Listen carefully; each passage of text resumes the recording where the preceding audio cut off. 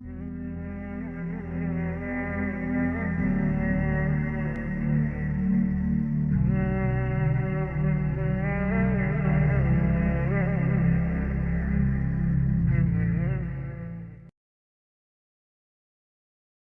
وقت کی نماز یہ میرے نبی کی آنکھوں کی ٹھنڈک ہے، پانچ وقت کی نماز اس امت کی شان پہچان ہے، اور اللہ تعالیٰ نے پہلی امتوں پر اتنی بڑی مشقت ڈالی کہ ان کی نماز مسجد کے علاوہ کہیں نہیں ہوتی تھی، مسجد میں ہی ہوتی تھی۔ ہمارے لیے کتنی آسانی کر دی، جاب میں ہے مصلی بچھا نماز پڑھو، چلو مصلی بھی کوئی نہیں، زمین دیکھ اس پر کوئی گندگی تو کوئی نہیں ہے، بس زمین بھی تیرے لیے پاک ہے، چل نماز پڑھ۔ اور آسانی کر دی، پانی کوئی نہیں ہے کوئی بات نہیں، مٹی میں ہاتھ مار، منہ پہ مل، پھر ایک ہاتھ مار، یوں کر، چل نماز پڑھ، میں تیری قبول کروں گا۔ یہ کسی امت کے ساتھ یہ نہیں ہوا، انہیں وضو ہی کرنا تھا چاہے پانی 50 میل پر موجود ہو، اور ہمارے لیے پانی کوئی نہیں ہے، چلو تیمم، مٹی میں ہاتھ ہمارا یوں کیا، پھر ہاتھ ہمارا ایک یوں کیا ایک یوں کیا، چل بھائی اللہ اکبر قبول۔ عمار بن یاسر رضی اللہ تعالیٰ عنہ سفر میں تھے، ان کو نہانے کی ضرورت ہو گئی، نائٹ فال ہو گیا، تو انہوں نے سوچا کہ ویسے تو آدمی کو وضو کی ضرورت ہوتی ہے تو خالی منہ پہ ہاتھ مارا اور یوں کونیوں تک، لیکن مجھے تو غسل کی ضرورت ہے، تو خالی اس سے تو کافی نہیں ہوگا، تو انہوں نے کپڑے اتارے، اکیلے تھے، ریت کے اوپر کبھی یوں لیٹے کبھی یوں لیٹے کبھی یوں لیٹے، 3-4 دفعہ یوں اور یوں رول ہوتے ہوتے پھر انہوں نے نماز پڑھی۔ آئے اللہ کے نبی کی بارگاہ میں، یا رسول اللہ مجھے رات کو نہانے کی ضرورت پڑ گئی، تو میں نے کہا وضو کے لیے تو خالی یہ 2 دفعہ کرنا کافی ہے، تو یہ تو نہانا تھا، تو میں تو ریت میں خوب رول ہوتا رہا۔ میرے نبی نے انما یکفیک ضربتان، ارے سیدھے بندے عمار، اس کے لیے بھی اتنا ہی کافی تھا کہ تو یوں کرتا اور یوں کرتا اور تو پاک ہو جاتا۔ اللہ نے اس نبی کے طفیل، اس محبوب مصطفیٰ صلی اللہ علیہ وسلم کے طفیل، اللہ نے کیا کیا سہولتیں اور آسانیاں ہمیں عطا فرمائیں۔ پھر نماز 4 کی 2 رکعت کر دی کہ بھئی تم مسافر ہو 2 پڑھو، روزے میں سفر میں روزہ معاف کر دیا، بعد میں رکھ لینا، بعد میں رکھ لینا، قضا کرنے کو حکم، بالکل چھوڑنے کا نہیں، اور کہا کہ بھائی مریض ہو چھوڑ دو، مسافر ہو چھوڑ دو، اور نماز 2 رکعت کر دو، سنتیں چھوڑ دو۔ ابن عمر رضی اللہ تعالیٰ عنہ بیٹھے تھے تو انہوں نے 2 رکعت پڑھ کے بیٹھ گئے، تو ان کے خادم نے کہا سنتیں نفل نہیں پڑھو گے؟ کہا اگر پڑھنا تو 4 فرض پڑھتا میں، میرے اللہ نے معافی دے دی تو میں کیوں پڑھوں؟ میرے نبی نے سفر میں سنتیں نہیں پڑھی کبھی، اپنی امت کو سہولت دینے، فجر کی سنتیں 2 پڑھتے تھے، اس کے علاوہ سنتیں نہیں پڑھی تاکہ میری امت کو سہولت ہو، آسانی ہو۔ ایک دفعہ بارش ہو رہی تھی اور کوئی جگہ نہیں تھی نماز پڑھنے کے لیے، تو آپ نے اپنی اونٹنی کو آگے کیا اور اس پر بیٹھ گئے، بیٹھے ہی تھے، پیچھے صحابہ نے اونٹنیوں پر ہی صفیں بنائیں، اور یہ نماز اونٹنی پہ بیٹھ کر ادا کی گئی بارش کے اندر۔ نماز اونٹنی کے اوپر نماز بھی ہو گئی، رکوع بھی ہو گیا، سجدہ بھی ہو گیا، سلام بھی ہو گیا۔ پہلی امتوں کے لیے نہیں تھا، سجدہ ہی کرنا پڑے گا۔ یہ اللہ کے محبوب مصطفیٰ صلی اللہ تعالی علیہ وسلم کی طفیل، میرے اللہ نے ہم پہ فضل و احسان کیا، تو میرے نبی کی زندگی میں عبادات میں نماز سب سے اعلیٰ نظر آتی ہے، سب سے نمایاں نظر آتی ہے، اور پھر بازار میں، گھر میں، دفتر میں، ماحول میں میرے نبی کے اخلاق، یہ زندگی کا دوسرا روشن پہلو ہے۔ میرے نبی کی ساری زندگی 2 لفظوں میں آتی ہے، عبادت اخلاق، عبادت اخلاق، یا 2 اور لفظ، حقوق اللہ حقوق العباد، حقوق اللہ حقوق العباد۔ حقوق اللہ میں نماز سب سے اعلیٰ، اور حقوق العباد میں لوگوں کی برداشت کرنا، لوگوں سے درگزر کرنا، معاف کرنا، جھوٹ سے بچنا، دھوکے سے بچنا۔ میرے نبی سے پوچھا گیا یا رسول اللہ مسلمان کنجوس ہو سکتا ہے؟ ہم نے کہا ہو سکتا ہے۔ یا رسول اللہ مسلمان کمزور ہو سکتا ہے، بزدل ہو سکتا ہے، ڈرپوک ہو سکتا ہے؟ آپ نے کہا ہو سکتا ہے۔ یا رسول اللہ مسلمان جھوٹ بول سکتا ہے؟ آپ نے کہا نہیں، جھوٹ نہیں بول سکتا، جھوٹ نہیں بول سکتا۔ ہاں، الا لعنت اللہ علی الکاذبین، جھوٹوں پہ اللہ کی لعنت۔ اس لعنت کے ساتھ 400 پاؤنڈ بچا لیے، 4000 بچا لیے، 4 ملین بچا لیے، 4 بلین بچا لیے، 4 ٹریلین بچا لیے، ساری دنیا کو بچا لیا، اور اوپر اللہ کی لعنت پڑی تو اللہ کی قسم گھاٹے کا سودا ہے۔ اور سچے ہو گئے، سچ بولا، یہ میں 100 پاؤنڈ کماتا ہوں، لے لو جو لینا ہے اس میں سے، یہ میں 1000 پاؤنڈ کماتا ہوں، لے لو جو لینا ہے، یہ میں 50,000 پاؤنڈ کماتا ہوں، لے لو جو لینا ہے، کہ مسلمان کی زبان سے جھوٹ نہیں نکلتا، سچ ہی بولتا ہے۔ آپ تشریف لے جا رہے ہیں، ایک آواز ہے یا رسول اللہ، آپ نے یوں دیکھا کوئی نظر نہیں آیا، پھر آواز ہے یا رسول اللہ، تو آپ نے دیکھا کہ ہرنی ڈیئر چھوٹی وہ کھڑی ہوئی رسی میں بندھی. تو آپ نے کہا کیا ہوا؟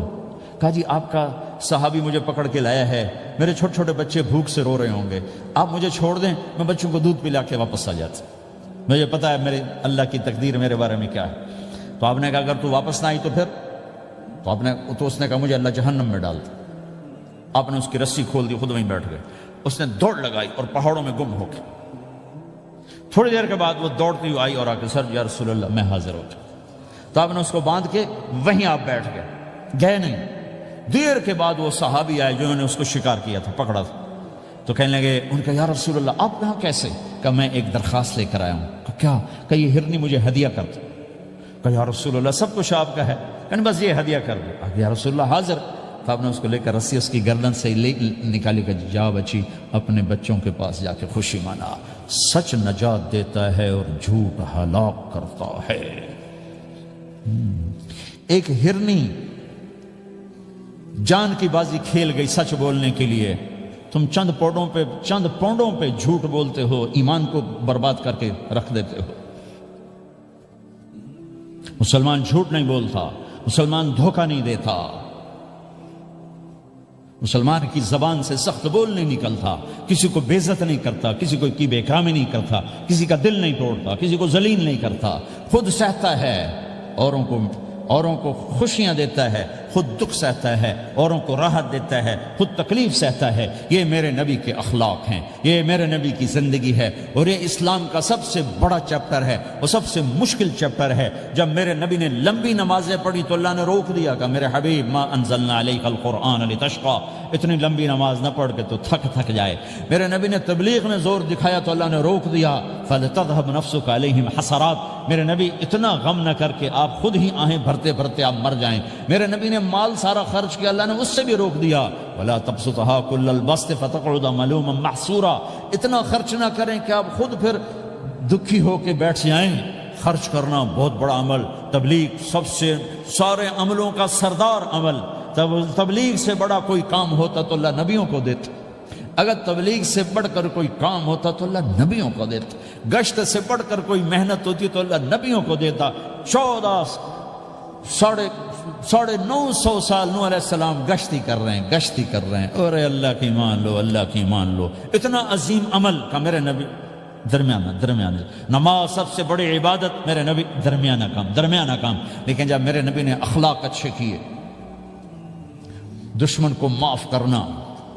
لیکن ایک آدمی آپ سوئے ہوئے تھے, آپ کی تلوار لٹکی تھی, ایک آدمی آیا, اس نے آپ کی تلوار اتاری اور یوں ہماری پسلی میں. آپ اٹھ کے بیٹھ گئے. اب وہ قتل کے ارادے کے لیے آ چکا ہے اور تلوار یہاں ہے. کہتا من یمنعک منی, اب بول تمہیں کون بچائے گا؟ تو آپ نے مسکراتے ہوئے کہا اللہ. تو اس کے ہاتھ سے تلوار گر پڑی. تو آپ نے اٹھا لی, آپ نے یوں سیدھی کی, اب تو بچا, تجھے کون بچائے گا؟ وہ کہنے لگا مجھے تو ہی بچائے گا. وہ تو اللہ کو جانتا نہیں تھا. کہا بابا مجھے تو ہی بچائے گا. تو آپ کہتے ہیں اس کا سر اڑا دو, یہ نبی کو قتل کرنے آیا ہے. میرے نبی نے فرمایا کلمہ پڑھتے ہو؟ کہا نہیں پڑھتا. کہا جاؤ معاف کیا. یہ میرے نبی کے اخلاق ہیں. 20 سال جنہوں نے قتل کے منصوبے بنائے, مکہ والے. جب آپ مکہ میں فاتحانہ داخل ہوئے, ابو سفیان سب سے زیادہ آپ کو دکھ پہنچانے والوں میں پیش. تو آپ نے ابو سفیان کو عزت دی. جو ابو سفیان کے گھر میں داخل ہوگا اس کو کچھ نہیں کہا جائے گا. آپ تو ابو سفیان کو بلا کے سولی پہ لٹکاتے, اور آپ کہہ رہے ہیں جو ابو سفیان کے گھر میں جائے گا اسے کچھ نہیں کہا جائے گا, جو بیت اللہ میں ہوگا اسے کچھ نہیں کہا جائے گا. سارا مکہ سامنے, آپ یوں بیت اللہ کا دروازے پر یوں دونوں ہاتھ ایسے ٹکا کے کھڑے تھے. پھر آپ نے کہا میں کیا کروں گا اب تمہارے ساتھ؟ تو سہیل بن عمر نے کہا آپ کریم ہیں, کریم کے بیٹے ہیں. تو آپ نے کہا جاؤ میں نے معاف کیا. یہ اخلاق آج مٹ چکے ہیں. مردوں سے, عورتوں سے, علم والوں سے, خانقاہ والوں سے, تبلیغ والوں سے, سب زیرو ہوئے پڑے ہیں. جب تک یہ اخلاق زندہ نہیں ہوتے اسلامی زندگی قائم نہیں ہو سکتی, اسلامی معاشرت قائم نہیں ہو سکتی. اور دین دو چیزوں سے آگے پھیلتا ہے, ایک دعوت اور ایک اخلاق. دعوت اور اخلاق. دعوت نہیں ہوگی تو اخلاق وہیں پڑے رہ جائیں گے. اخلاق نہیں ہوں گے تو دعوت کوئی قبول نہیں کرے. میرے نبی نے کتنے معجزے دکھائے مکے میں, نہیں کلمہ پڑھا. بدر میں ان کے 70 مارے گئے, فرشتوں کو دیکھا, جبریل کے گھوڑے کی آواز سنی, کلمہ نہیں پڑھا. خندق میں شکست ہوئی, کلمہ نہیں پڑھا. پانی نکلتے دیکھا، انگلیوں سے کلمہ نہیں پڑا. ایک بکرے کا ایک بازو پکایا، ایک بازو بکرے کا، ایک اگلا جو بازو ہوتا، اور 40 آدمیوں نے کھانا کھایا اور ایک بوٹی کم نہیں ہوئی، ایک بوٹی کم نہیں ہوئی، کلمہ نہیں پڑا. لیکن جب میرے نبی نے کہا جاؤ معاف کیا تو سارے ہی کلمہ پڑ گئے کہ واقعہ یہ اخلاق نبی کے ہو سکتے. حنین کی جنگ میں جب بھاگے لوگ، شکست ہوئی، تو ایک صحابی کا بھاگتے ہوئے پاؤں ہمارے نبی کا پاؤں پر آیا، اور جوتا سخت تھا، تو آپ نے کہا اوجعتنی، اور آپ کے ہاتھ میں چھڑی تھی، آپ نے اس کو یوں ماری، اوجعتنی، ارے تو نے مجھے کتنا زیادہ درد پہنچایا، دکھ پہنچایا. وہ بیچارے پگھل کے رہ گئے اور پریشان ہو گئے، اور فرماتے ہیں سارا دن میں پریشان، ساری رات پریشان کہ اللہ کے نبی کو میں نے تکلیف پہنچائی، اب میرا کیا بنے گا. اگلا دن ہوا تو اعلان ہو رہا تھا بھائی جس کا پاؤں نبی کے پاؤں پہ آیا تھا اس کو اللہ کے نبی بلا رہے ہیں. تو صحابی کہنے لگے میں نے سمجھا بس اب میری تو دنیا بھی گئی اور آخرت بھی گئی، اب میرے اوپر کیس بنے گا اور مجھے ڈانٹ ڈپٹ بھی ہوگی، میرا کتنا بڑا گھاٹا نقصان ہوگا. یہ حاضر ہوئے ڈرتے ڈرتے.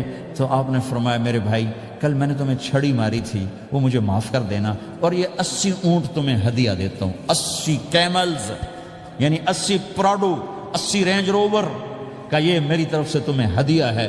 وہ حیران پریشان، یہ میرے نبی کے اخلاق ہیں، یہ میرے نبی کے اخلاق ہیں. کانٹے بچھانے والی نے 4 دن آنا چھوڑ دیا، بیمار ہو گئی تھی. تو ہم نے کیا بات ہے، وہ ہمارے راستے میں اب کانٹے کوئی نہیں ہیں. کہا جی وہ بیمار پڑی ہے جو کانٹے بچھاتے تھے. تو آپ اس کے گھر چلے گئے، ماں جی خیریت تو ہے، آپ ٹھیک تو ہیں؟ کہا بیٹا مجھے کلمہ پڑھا دے، بس تیرے اخلاق نے مجھے فتح کر لیا ہے. میرے بھائیوں یہ چیپٹر بھول چکے ہیں، بھول چکے ہیں، بھول چکے ہیں. جب تک یہ چیپٹر زندہ نہیں ہوگا زندگی اسلامی نہیں بنے گی، معاشرہ اسلامی نہیں بنے گا، اور آگے قوموں کے لیے اسلام کا دروازہ نہیں کھلے گا. ہمیں معاف کرنا آتا ہو، ہمیں گالی دینے والے کو دعا دینا آتا ہو، غیبت کرنے والے کی تعریف آتی ہو، اور غیبت کرنے سے، غیبت سننے سے اپنے آپ کو ایسے بچاؤ جیسے زہر سے بچاتے ہو، جیسے آگ سے بچاتے ہو. ایک دوسرے کو نفرت کا بول نہ بولو ورنہ ساری زندگی تباہ و برباد ہو جائے گی. میرے رب کی قسم، میرے نبی نے کہا ایک زبان کا بول انسان بولتا ہے اور جہنم کی گہرائیوں میں گر جاتا ہے، اور ایک زبان کا بول انسان بولتا ہے اور جنت کے درجات پر چڑھ جاتا ہے. یہ زبان بہت طاقتور چیز ہے. میں ہر بیان میں اس کو دہرا رہا ہوں کہ جتنا یہ عمل ختم ہو چکا ہے اتنا کوئی عمل بھی نہیں ختم ہوا ہے. اور ایک صحابی ہیں ابو دجانہ. کون ابو دجانہ؟ السابقون الاولون من المہاجرین والانصار، اس میں پہلی صف کے صحابہ. کون ابو دجانہ؟ جب آپ حج پر گئے تو اپنی جگہ مدینے کا امیر ابو دجانہ کو بنایا. ابو دجانہ حج میں شریک نہیں ہوئے کہ آپ نے اپنی جگہ ان کو اپنا نائب بنا کے وہاں کھڑا فرمایا ابو دجانہ میری جگہ پر مدینے کا امیر ہے. یہ وہ ابو دجانہ ہیں. کون ابو دجانہ؟ جو جنگ بدر سے لے کر آخری حج تک ہر سفر میں شریک ہیں، ہر سفر میں شریک ہیں. ان کی ایک بات میں بتانا چاہتا ہوں، پہلے تھوڑی سی ان کی ہسٹری بتانا چاہتا ہوں. کون ابو دجانہ؟ احد کی جنگ میں آپ نے تلوار اٹھائی، کہا اس تلوار کو کون لے گا؟ کئی صحابہ کھڑے ہو گئے. آپ نے کہا اس تلوار کا حق کون ادا کرے گا؟ سارے بیٹھ گئے. 3 آدمی کھڑے رہے، ایک زبیر بن عوام، ایک عمر بن خطاب، ایک ابو دجانہ. ان کا نام ہے سماک بن خرشنہ. سماک بن خرشنہ ان کا نام ابو دجانہ سے مشہور ہے.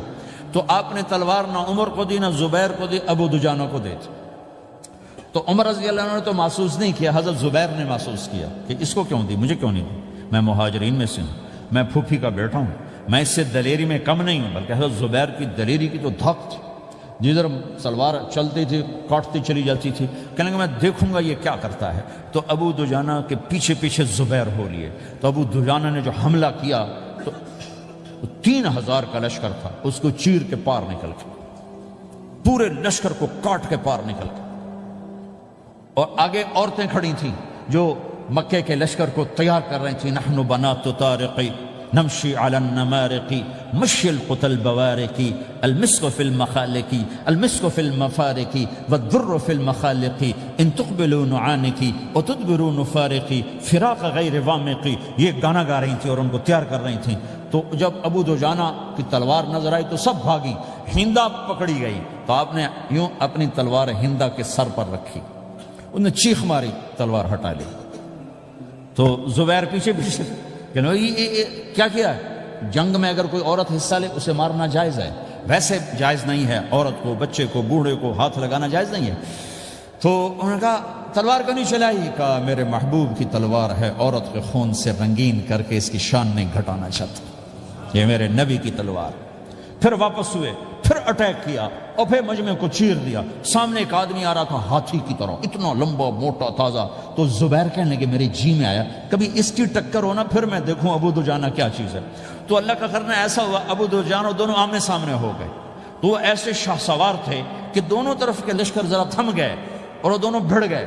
ابو دجانہ کے اپنے جوہر، اس پہلوان کے اپنے جوہر، غبار اٹھا، مٹی اٹھی، اور اس کی اپنی طاقت، ان کی اپنی طاقت، انہوں نے ابو دجانہ کو اس نے زخمی کر دیا۔ ابو دجانہ نے جو جوش میں آ کے ماری تلوار، اس کو لگی یہاں، تو اتنی طاقت سے لگی کہ اس کے نیچے اتر کر 2 ٹکڑوں میں تقسیم کر دی۔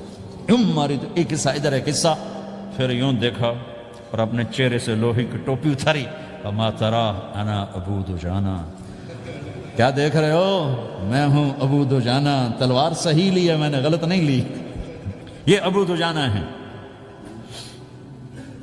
اور جب شکست ہو گئی احد کی جنگ میں، اور پھر 10-12 آدمی نے آپ کو گھیرے میں لیا ہوا تھا، ان میں ایک ابو بکر تھے، عمر تھے، علی تھے، طلحہ تھے، زبیر تھے، سعد بن ابی وقاص تھے، اور سہل بن حنیف تھے، عبادہ قتادہ بن نعمان تھے، اور ابو دجانہ تھے رضی اللہ تعالی عنہم۔ ان میں سے ایک ابو دجانہ بھی تھے۔ اور یمامہ کی جنگ میں ابو دجانہ شہید ہوئے، یمامہ کی جنگ میں شہید ہوئے۔ یہ ابو دجانہ کی تھوڑی سی سیرت آپ کے سامنے آئی ہے۔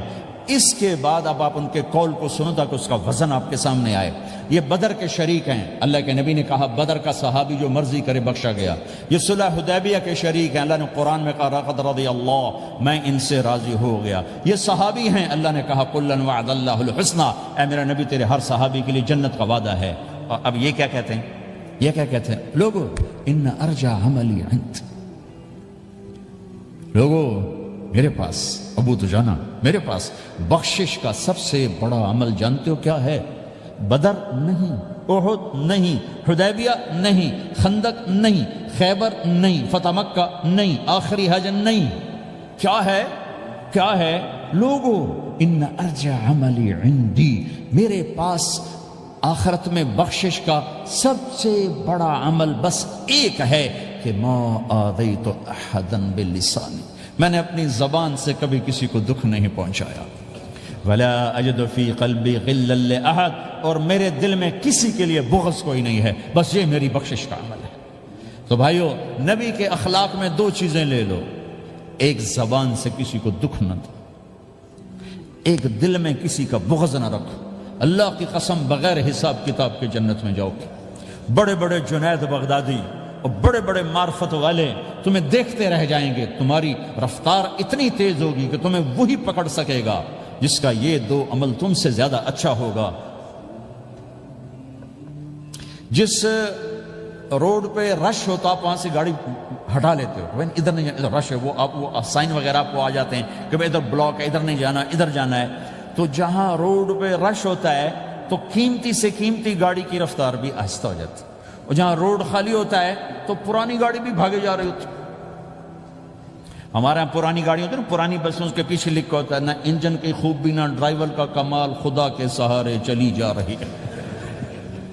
اور جس کے پاس ایسی گاڑی ہو، نہ انجن کی خوبی نہ ڈرائیور کا کمال، تو اگر اس کو روڈ خالی مل جائے تو وہ تو مرسیڈیز والے سے پہلے پہنچے گا، رینج روور والے سے پہلے پہنچے گا، بینٹلی والے سے پہلے پہنچے گا، رولز رائس والے سے پہلے پہنچے گا، جو وہ تو پھنسی کھڑی اور اس کا روڈ ہی خالی ہے۔